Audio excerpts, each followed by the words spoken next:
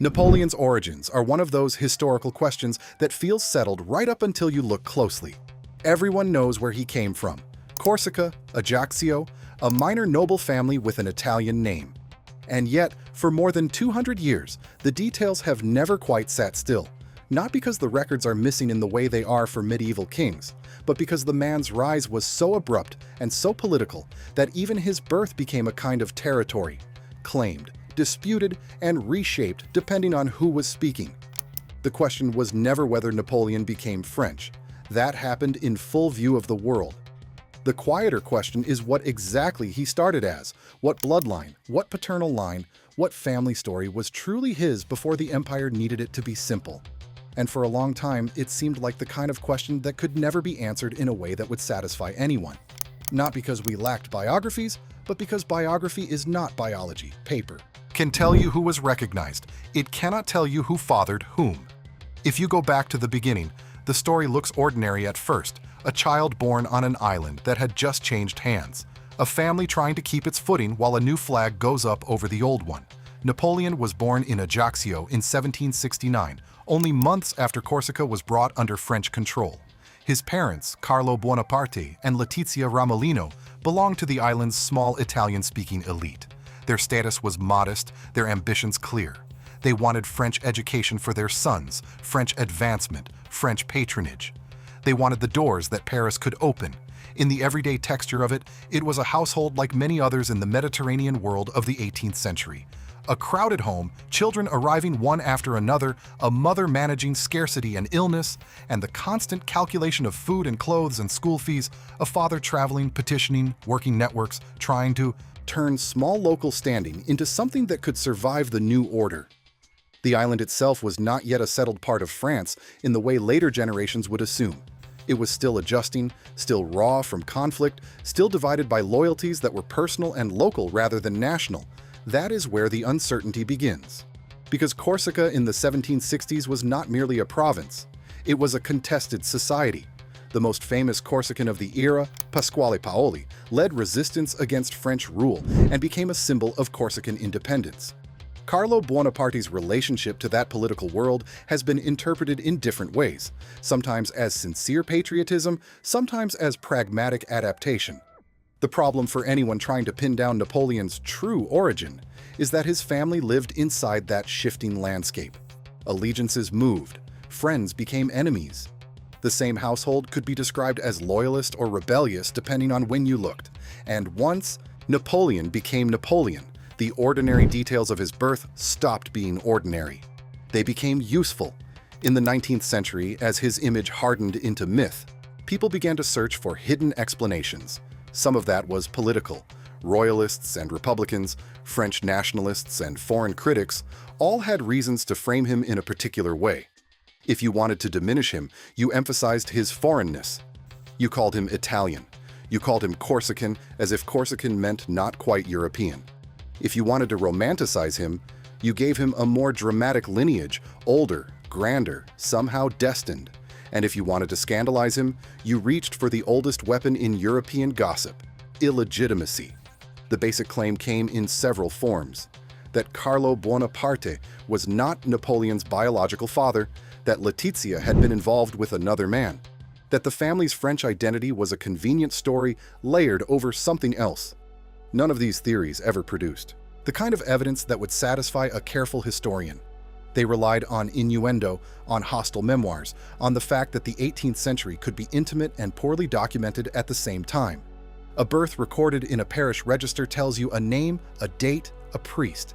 It does not tell you what people whispered or what a marriage actually looked like behind closed doors. Most scholars treated these ideas as what they usually were: retroactive myth-making. Napoleon's enemies had every incentive to cast doubt on his legitimacy. His supporters had every incentive to smooth away the messy Corsican context and present him as naturally French. Over time, the argument became circular. People believed the rumors because the story felt plausible, and it felt plausible because people believed it. Meanwhile, the documentary record remained what it had always been: Carlo and Letizia, a known family, a known network, no smoking gun. If the question ever seemed permanently unanswerable, It was because the only definitive test would require something historians didn't have. Not another letter, not another diary, a body, or at least biological material that could be traced to him with confidence. Napoleon's remains are buried, but the idea of sampling them raises practical and political barriers that are hard to overstate. Exhumation is not simply a scientific procedure, it is a national matter. And even if a sample were taken, the chain of custody, the risk of contamination, and the interpretations that would follow would guarantee dispute.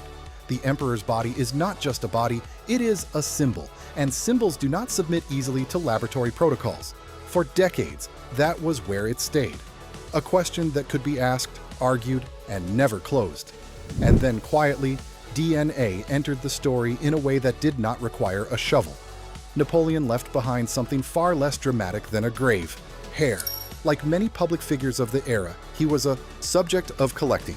Locks of hair circulated as relics. Some were taken during his life, some were claimed after his death. They ended up in private hands, museums, sealed frames, velvet-lined boxes with handwritten labels. Hair has an advantage as a historical artifact. It can survive, and in some cases, it can yield genetic material.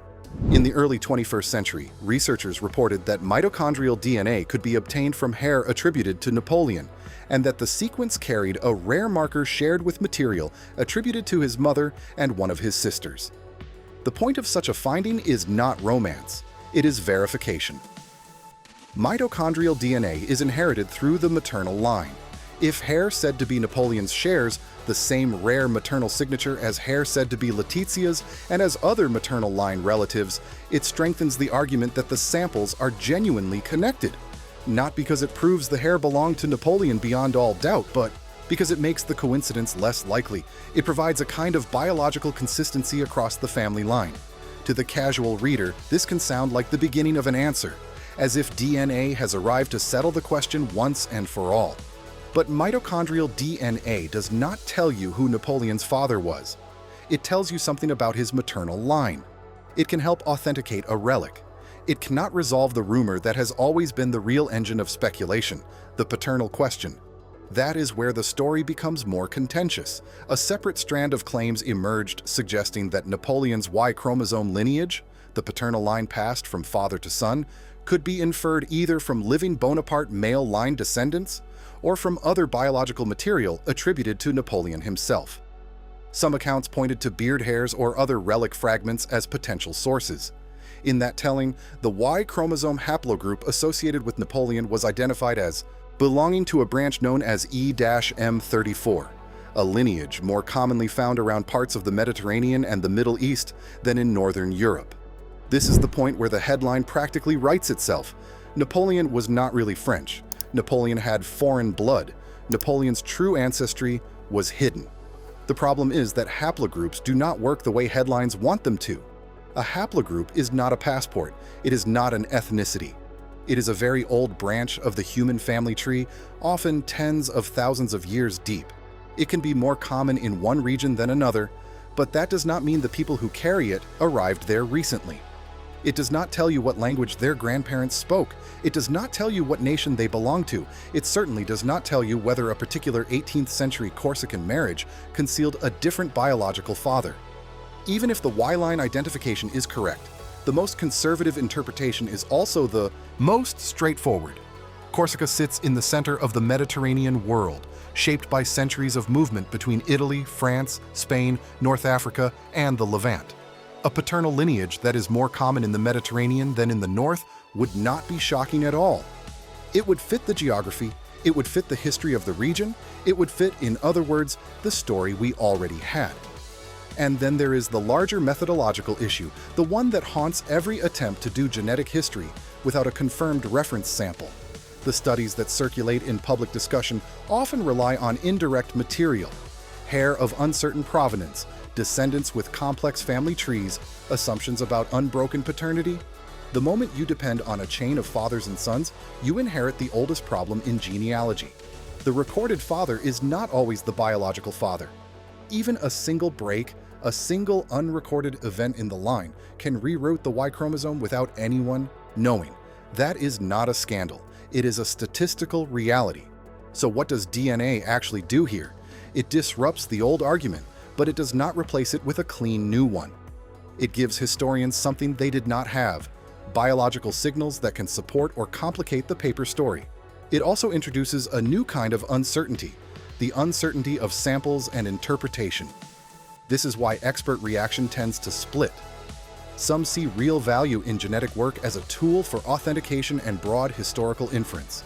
If you can match maternal line signatures across multiple artifacts attributed to the same family, that can help museums and scholars sort genuine relics from later inventions.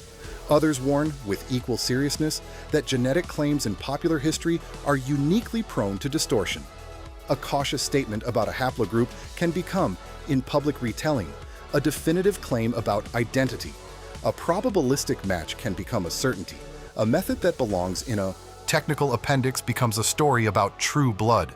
There is also an ethical tension that sits beneath the entire enterprise. Napoleon is not a forgotten village ancestor. He is one of the most symbolically loaded figures in modern European history. The desire to locate his real origins can slide easily and quietly into the old idea that greatness or tyranny is written in blood. That is not what genetics shows, but it is what some audiences want it to mean. And once that desire is in the room, every technical detail becomes vulnerable to misuse. In Napoleon's case, the irony is sharper because his identity was always political before it was biological. He was born on an island that had only just become French. He built a career in a French institution, he remade France, and then tried to remake Europe. He understood legitimacy as something constructed through law, through ceremony, through institutions that made power look inevitable. The urge to solve his ancestry through DNA is, in a way, an urge to do the same thing in reverse, to take a life that was defined by political construction and reduce it to a biological origin story. And when you look at what the genetic evidence actually provides, it is not a dramatic reversal. It is a kind of restraint. The mitochondrial findings at their strongest suggest that certain hair samples attributed to Napoleon are at least consistent with the maternal line of his family. That supports authentication more than it rewrites biography. The Y-line claims, where they appear, point to a paternal lineage that fits the broader Mediterranean context of Corsica rather than undermining it. Neither result proves or disproves the most persistent rumor about Napoleon's paternity, because neither result can reach into that one intimate gap in the record without an unquestioned reference sample. So the question returns, but in a new form. Not, was Napoleon secretly someone else, but why are we so eager for that kind of answer? Why does it matter 2 centuries later whether the emperor's paternal line belongs neatly inside the story his paperwork tells? The fascination is understandable. Napoleon's life feels larger than history. It feels like a turning point that should have a hidden key, a secret origin, a biological twist. But history rarely works that way. Most empires are built by people whose births were ordinary and whose genealogies were messy in the same way all human genealogies are messy. If anything, DNA makes that mess visible again. It reminds you that a family line can be both documented and uncertain, that relics can be both cherished and questionable, that a haplogroup can be both statistically interesting and personally meaningless. It also reminds you that the most important thing about Napoleon's identity was never his ancestry in the deep genetic sense. It was what he did with the institutions around him, how he turned a precarious Corsican, beginning into a French destiny, and how he persuaded millions of people to accept that destiny as natural. The final implication is a quiet one. Napoleon is a figure whose myth has always been stronger than his origins. He did not need divine descent. He created legitimacy through power and then wrapped it in narrative. The modern desire to pin his true ancestry to a genetic marker repeats the old habit in a new language. It treats blood as explanation. But the evidence, such as it is, keeps refusing that role. It can authenticate, it can suggest, it can complicate, it cannot give you a single clean sentence that ends the argument. And perhaps that is fitting. A man who spent his life rewriting borders and titles and identities is still, in the most basic biological sense, partly out of reach, not because science failed, but because the past does not always leave behind the kind of material that science requires. Napoleon's origins remain what they have always been: documented, argued, and at the edges, just uncertain enough to keep the story alive.